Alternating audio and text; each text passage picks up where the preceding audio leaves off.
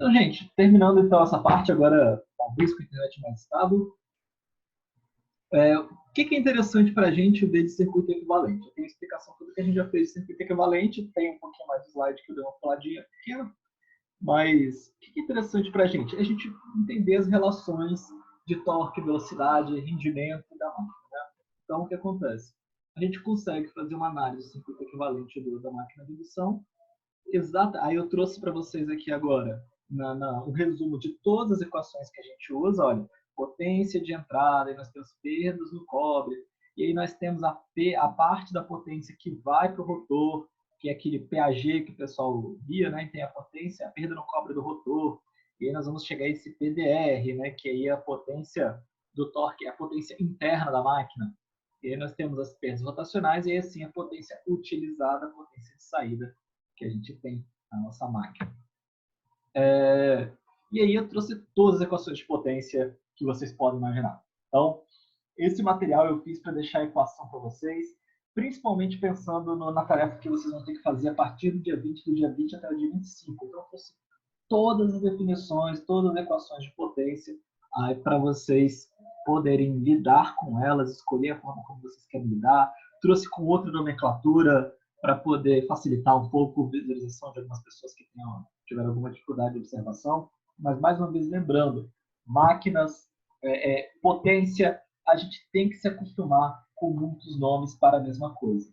Porque nós trabalhamos com grupos diferentes que têm objetivos diferentes. Nós temos o pessoal da física, nós temos o pessoal da mecânica, nós temos o pessoal de controle, nós temos, e a gente está no meio disso tudo. Né? O motor é a essência de tudo, o motor é a carga por excelência na indústria. Né? E aí o que acontece, então, a consequência da gente ter que lidar com isso. E aí, vamos lá. E aí eu trouxe alguns exercíciozinhos, e esses primeiros exercícios, gente, eles estão resolvidos aqui para vocês. Então, estão resolvidos? Não estão resolvidos não, mas nada é muito difícil também. Né? Eu achei que tinha dado a resposta, se eu não dei a resposta, depois eu faço aqui. Se vocês sentirem dificuldade, que é bem, tipo, ó, digo assim, não, tá aqui a resposta assim, não. Digo o significado das grandezas. São exercícios que eu trouxe para vocês, para que vocês só tenham realmente conhecimentos de revisão em torno do nosso conteúdo. Eu fui menos taxativo em termos de equação do que eu era nos primeiros exercícios. Eu vou ser taxativo de novo em equações a partir da aula que vem. Hoje eu estou lidando com tudo de uma plataforma um pouco superior para onde a gente quer chegar. E nós temos, aí sim, o motor de indução trifásico, primeiro é esse exemplo que a gente estava antes, me confundi um pouco, e aí nós temos a ligação dele, e aí vai pedir, né, alguns valores que a gente já tem. Inclusive, esse exercício aqui, eu acho que a gente fez com outros valores já na época que a gente estava na sala de aula, depois vocês me corrigem até. Mas é só fazer o cálculo e ele sim está resolvido aqui completamente, os cálculos bonitinhos. Mais uma vez, eu não estou me tentando aqui parar para resolver isso com vocês, estou mostrando esse material para vocês. O que me interessa é o que a gente vai ver agora. Né? A gente vai ter aqui mais uma vez a curva de conjugado escorregamento. Agora eu já quero que a gente comece a prestar atenção no detalhe. Né? A gente tem a equação de torque, bonitinho, igual aquela que a gente já viu. E nós vamos ter as regiões. Então, olha bem as regiões. Nós temos duas escalas aqui embaixo. Uma escala é de velocidade, né, e a outra escala é de escorregamento. A escala de velocidade está em percentual da velocidade síncrona, então a gente vai ter aqui no cruzamento, olha, aonde a gente está cruzando o eixo X, a gente está no 100% de velocidade, ou seja, escorregamento zero, e aí nós temos a região à esquerda dessa divisão, a região motora, à direita, a região geradora, e depois do eixo Y, depois cruzou o eixo Y, nós vamos ter uma região de frenagem. Nós estamos trabalhando aqui com o controle da corrente de partida. Né? Nós estamos querendo limitar a corrente de partida. Então, nós estamos falando de região motora. Nós estamos falando desse momento aqui do nosso motor. E aí nós vamos ter, por fim, o rendimento. O rendimento é a relação entre a potência de saída e a potência de entrada de uma máquina. Então, a rendimento vai depender do escorregamento. Né? Ele é altamente dependente do escorregamento.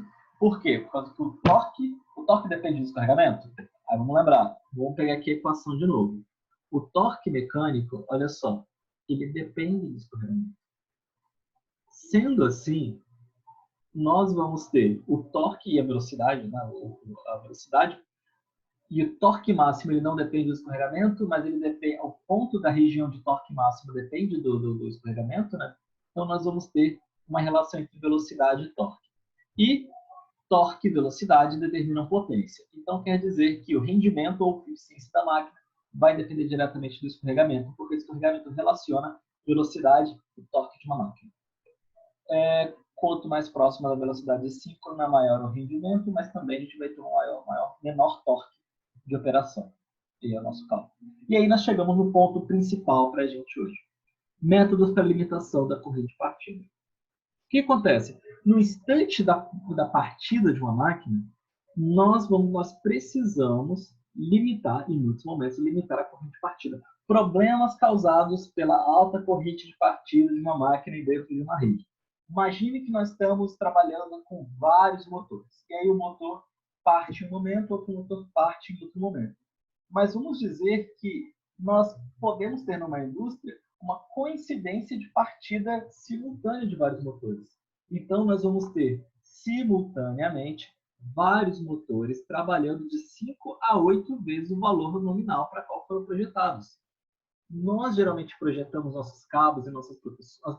Primeiro, projetamos nossos cabos, lembra lá de instalações industriais?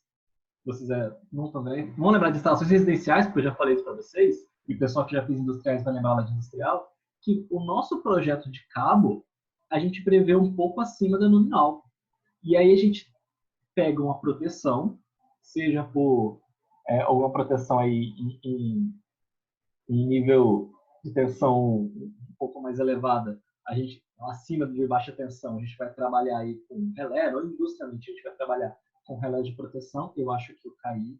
Gente, como que tá a conexão? Que eu tô sumindo aqui toda hora e Tá voltando. ok. Tá ok. Tá.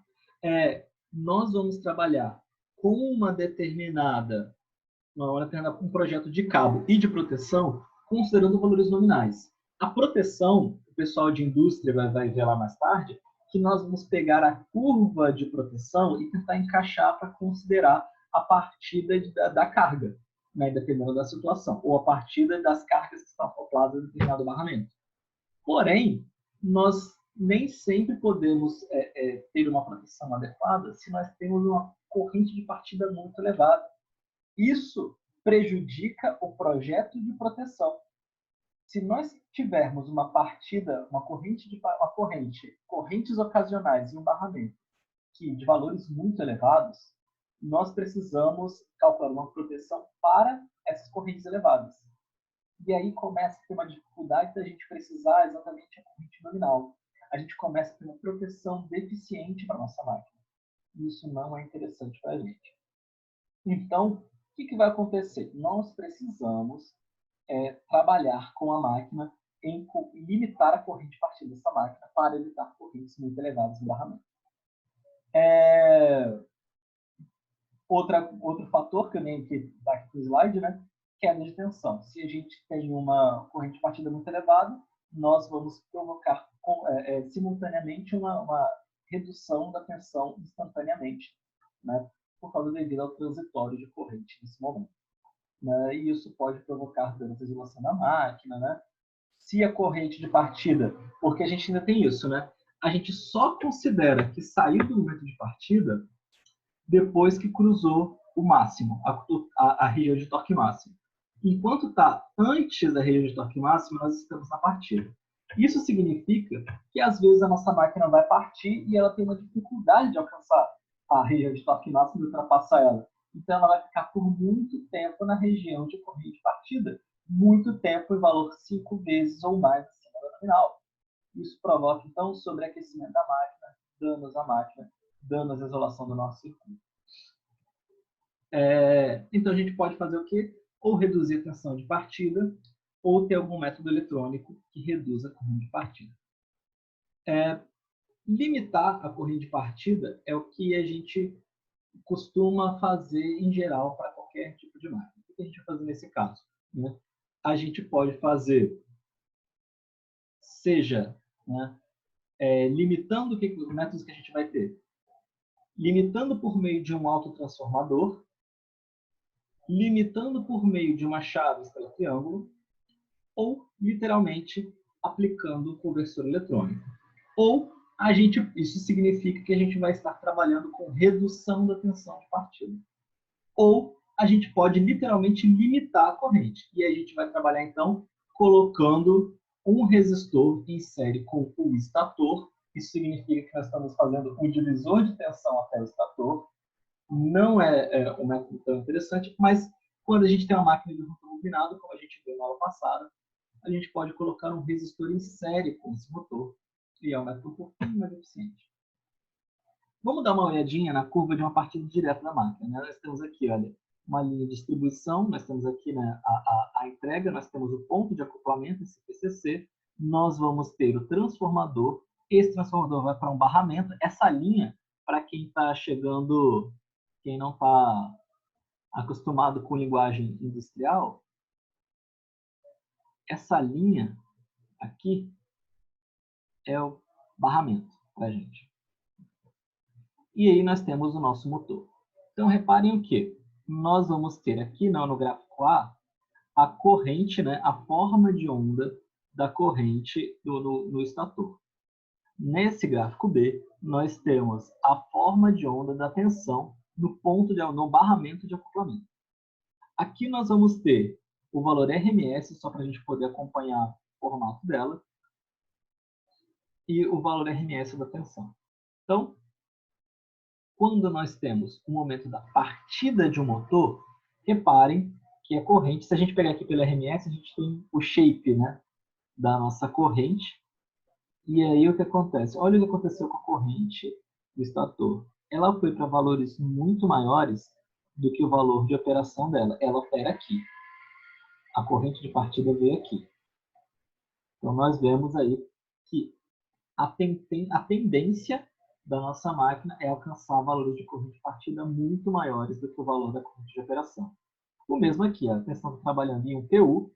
Olha o que aconteceu. A tensão teve uma queda de quase 0,3 PU. Gente, 0,3 é muita coisa. É muita coisa.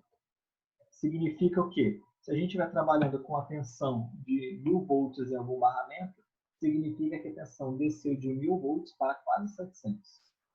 E aí nós temos diversos equipamentos que operam aqui. Em 1000 volts, nós temos esse mesmo barramento alimentando um outro trafo, e aí esse mesmo 0,3 PU vai ser jogado para esse outro trafo também. Nós estamos falando de transitórios agressivos numa rede elétrica. Deixa eu voltar aqui para o mouse. E nós temos um diagrama de comandos. Eu não vou trabalhar comandos com vocês. Comandos é toda uma matéria à parte do técnico. A gente vai trabalhar vou trabalhar um basicão de comandos aqui com vocês, só para a gente poder interpretar. O que acontece? Nós temos as fases R e ST, lembrando que a gente costuma representar sempre na rede como RST, mas é costume, não significa nada. Desse barramento está descendo os alimentadores do motor, e aí nós temos, né, a nossa proteção, que é representado pelo F1, F2, F3, que está representado como um fusível, e aí nós temos um contator de acionamento. Nós temos aqui uma botoeira S1, e nada disso está importando para a gente de verdade. O que importa para a gente é esse K1, é um contator, e aí no momento em que a botoeira é acionada, ele aciona a nossa máquina de indução. Isso é uma partida direta. Então, não me importa para a gente saber como que é a configuração de partida direta completamente. Se eu pedir, eu não vou pedir para vocês fazerem nenhum diagrama que não seja esse daqui, onde vocês podem literalmente pegar e copiar ele. Mas é bom que a gente compreenda um pouco quando alguém está falando partida direta, o que significa. Significa que nós estamos pegando o nosso motor e ligando diretamente nos alimentadores. E aí, nós podemos, ao invés de ligar ele diretamente no barramento, nós podemos acoplar ele por um autotransformador. Um autotransformador, lembrando daquelas aulas muito confusas do final de conversão.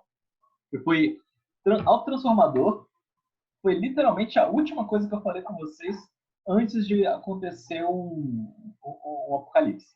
O apocalipse da água, que agora a gente tem um apocalipse da doença. Né? Cada 6 meses a gente tem um apocalipse diferente. O que acontece então? Nós temos a ligação primária, feita aqui, esse S, que é são os contatos de partida. Então, quando a gente ligou o nosso sistema, a corrente está circulando aqui. Essa chave R está aberta, esse R é uma chave, ela está aberta, e as chaves S estão fechadas. Então, a corrente circulou, deixa eu desenhar de novo, porque agora eu já estou com o negócio aqui, sempre. A corrente circulou por aqui. E aí, esse autotransformador, a gente vai fazer o quê? A gente vai ligar ele em alguns taps, em algumas etapas de alimentação. Então, a corrente, teoricamente, está vindo para cá. Então, fazendo isso na fase A, fazendo o mesmo na fase B, fazendo o mesmo na fase C. O que vai acontecer, gente? Aí, com isso, nós ligamos o motor com uma tensão reduzida. E aí ele vai sair da inércia. A corrente de partida dele é mais alta do que a corrente nominal dele para essa tensão que nós ligamos. Porém, é uma corrente muito menos elevada do que a corrente de partida se a gente fizesse partida direta. E aí nós deixamos, então, o motor acelerar até uma determinada velocidade. Quando ele chega nessa velocidade, vamos dizer, por exemplo, a velocidade de operação que a gente quer, aí sim a gente desconecta e a gente fecha o R e desliga o S. Então, nós teríamos a partida direta na nossa máquina. Nós teríamos a ligação direta na nossa máquina, não a partida, porque a partida já foi feita. Tipicamente, nós não trabalhamos com um estágio só. Nós trabalhamos com alguns estágios da máquina. Então, quer dizer que a gente teria alguns contatos, a gente teria alguns contatores que a gente fecharia em várias etapas da máquina. Então, o transformador alimentado a 66%, depois o transformador alimentado a 75%, e depois o transformador a 100%. E aí a gente desliga o contato S e liga o contato R.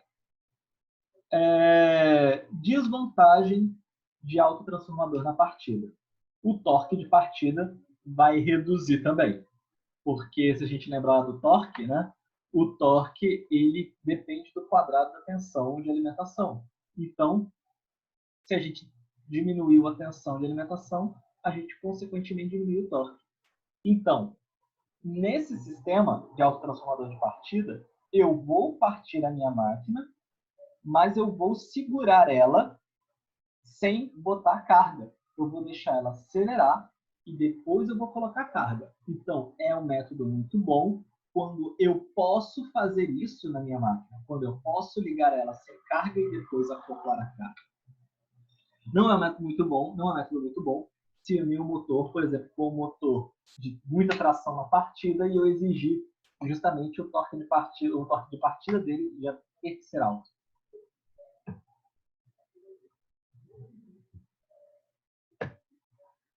Nós podemos também usar os nossos contatores e usar alguma lógica que a gente não vai trabalhar aqui, né, com a lógica de pessoal de comandos, para a gente fazer uma chamada chave estrela triângulo. Por quê?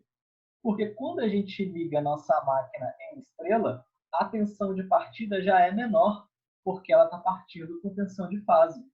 E então a gente inverte para triângulo, depois reverte para triângulo, e quando a gente joga a nossa máquina para triângulo, ela é jogada para tensão de linha. Com isso, a gente tem uma redução da corrente de partida de até 42% aproximadamente. Problemas, mais uma vez. Mais uma vez, estamos reduzindo a tensão de alimentação da nossa máquina. Consequentemente, nosso torque também vai reduzir. Né? Então, redução do torque de partida. Mas esse método, diferente do autotrafo, ele pelo menos custa menos.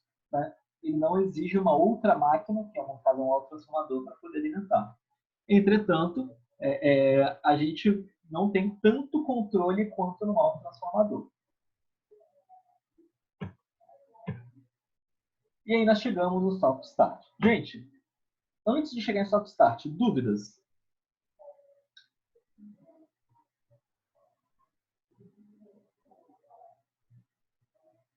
Ô, daí, Eu.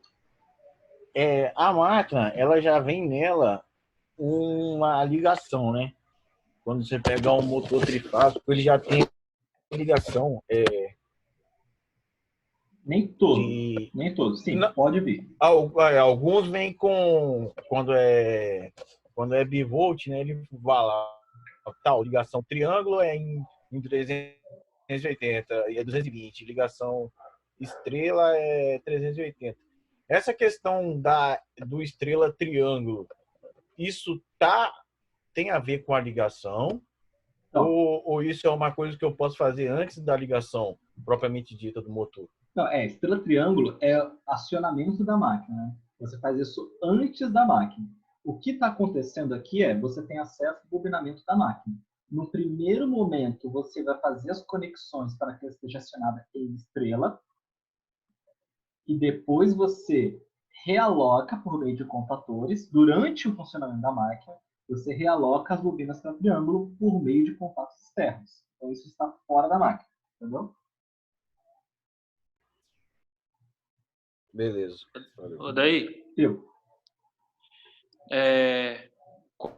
qual que tem a partida menor mesmo? É estrela ou triângulo? Corrente de partida. Corrente de partida menor estrela. Beleza, então a gente usa ela para acionamento. Isso. Né? Assim, geralmente a gente trabalha com operação nominal do motor em triângulo e a partida em estrela. Mas a gente faz isso, Gabriel, justamente porque a estrela triângulo é um método barato de partida, entendeu? Não é ele que gerou o fato de motores trabalharem geralmente em triângulo, não o oposto. Entendeu? Entendi. A minha dúvida é a seguinte: como fazer a alteração dos modos de partida, né, de estrela para triângulo, com o motor em funcionamento sem perda de torque? O contator faz isso? E sim, o contator, deixa eu fazer o seguinte. Aliás, deixa eu fazer o seguinte, não, tá aqui, né? Se vocês olharem aqui no último slide, eu botei um linkzinho, nem sei se está ativo ainda, deixa eu ver agora, só vou ver isso, se está ativo para vocês.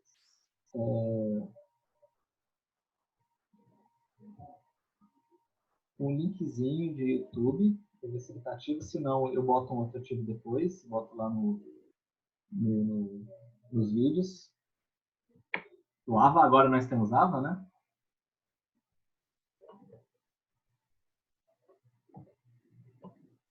Aparentemente, eu não sei fazer contra 5 mais, para ser um minuto. Aparentemente, o PDF foi pro saco.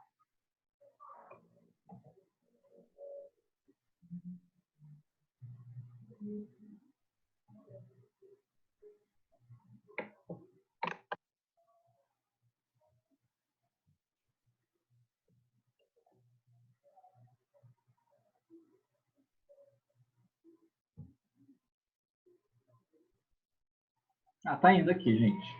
O link que está no YouTube, vocês podem copiar e jogar. O link do YouTube, vocês podem copiar e jogar, que tem uma representação detalhada aí no motorzinho da partida desse triângulo direitinho para vocês. Aí eu deixei alguns videozinhos aí para vocês olharem. O que acontece? Aí ele explica direitinho no vídeo como que é a ligação, esse tipo de coisa. Você pode dar uma olhada depois com calma e ver como que isso acontece. O que o contator faz de fato, né? Contator, a gente fala contator é versão de potência daquele relézinho que a gente trabalhava em eletrônica.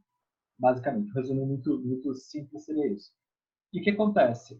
A gente faz um jogo de lógica de forma que ele esteja trabalhando em estrela no primeiro momento, e depois, ao mesmo tempo que você desconectou, ao mesmo tempo não, um instante depois, né? Milésimos de segundo depois que você desacionou a estrela, você conectou em triângulo, mas com o motor ainda em movimento.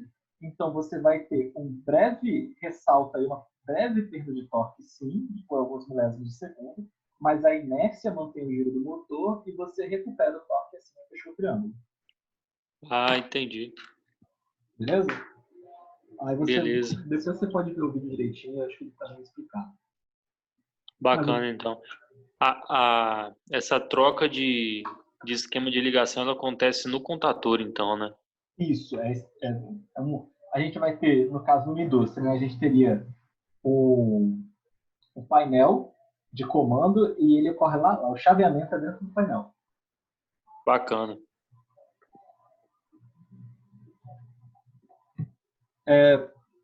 Soft start? Gente, Oi? pode ir para soft start? Por mim, pode. Pode. Gente, soft starter, né? Soft start é a partida. A chave se chama soft starter, né?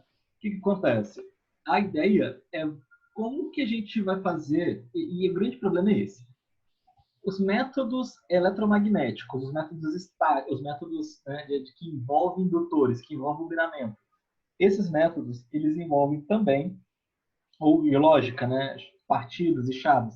Esses métodos envolvem perda de torque na partida. E é isso que a gente quer evitar. Então, como que eu faço para ter um sistema que pode garantir uma menor redução de torque de partida? Esse é o primeiro ponto, o soft start. Depois a gente vai partir para conseguir aí o mais para frente, que já não faz parte mesmo de máquinas 1, seria máquinas 2.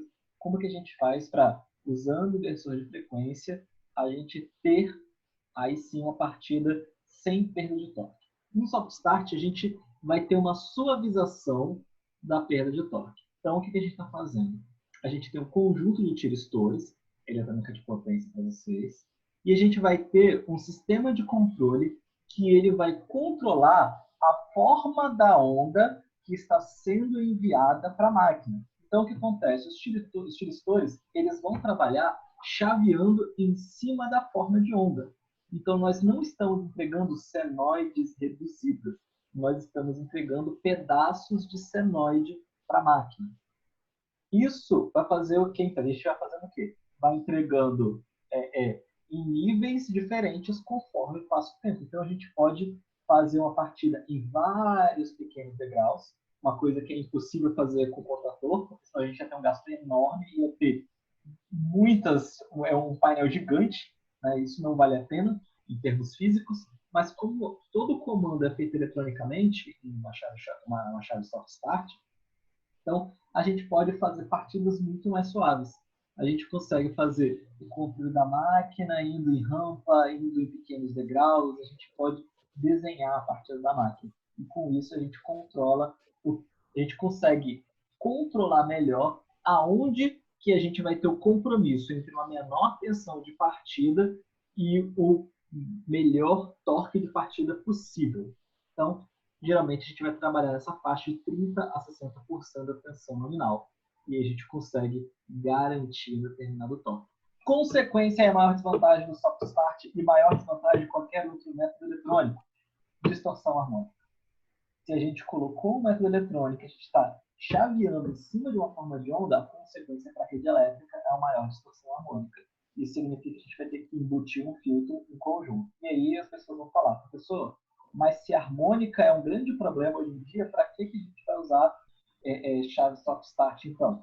Mas a questão é justamente isso, né? O custo de empresa não é baseado só em achismo. O custo de empresa é calculado, né, na ponta do lápis, na verdade, na planilha de Excel. Então, a gente vai pontuar o custo da compensação harmônica, com o custo do soft start, com o custo do painel, e a gente vai colocar manutenção, vai colocar tudo na nossa planilha de cálculo para a gente sair com qual é a melhor aquisição para cada momento.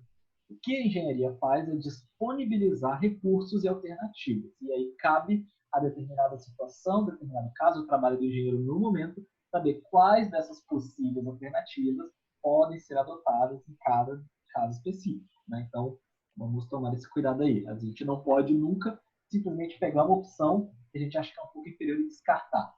A gente tem que olhar o contexto. E aí, né, depois a gente vai ter o controle aí sim de tensão e frequência em conjunto. Então, usando o conversor eletrônico, inversor de frequência, né, não afirmei totalmente inversor de frequência, porque não é o único método, ele foi o ganhador, né, mas não era o único conversor possível. E a gente vai controlar simultaneamente magnitude e frequência da tensão. E aí, com isso, esse é chamado controle escalar. O controle escalar é a gente ter um compromisso entre a tensão e a frequência da máquina, de forma a gente, sempre que a gente vai fornecer uma determinada tensão, a gente vai fornecer uma frequência proporcional a essa tensão, mantendo a relação V sobre F constante. Então, a gente vai ter uma tensão menor, mas também uma frequência menor. E uma tensão um pouco maior, uma frequência um pouco maior, até chegar no valor nominal. Com isso, a gente consegue um torque de partida nominal, né? Ao mesmo tempo que nós estamos limitando a corrente. A gente diminuiu a tensão, com isso limitamos a corrente. Mas a gente controlou quem agora? Controlando a frequência? A gente controlou a velocidade da máquina, a velocidade síncrona da máquina. Então, a gente trouxe a velocidade da máquina para trás. E aí, se a gente lembrar da nossa curva, né? Se a gente trouxe a velocidade para trás, a gente possibilitou o quê? Aumentar o torque. Então, a gente consegue manter o torque constante se a gente fizer a velocidade acompanhar a tensão nominal. É isso que esse sistema de controle permite a gente fazer. Tá falando comigo? O quê? Não tô falando com todo mundo, na verdade. Eu vou botar todo mundo aqui. Gente, 6 minutinhos eu vou tentar terminar de explicar aqui. Só para a gente terminar de ver, olha só.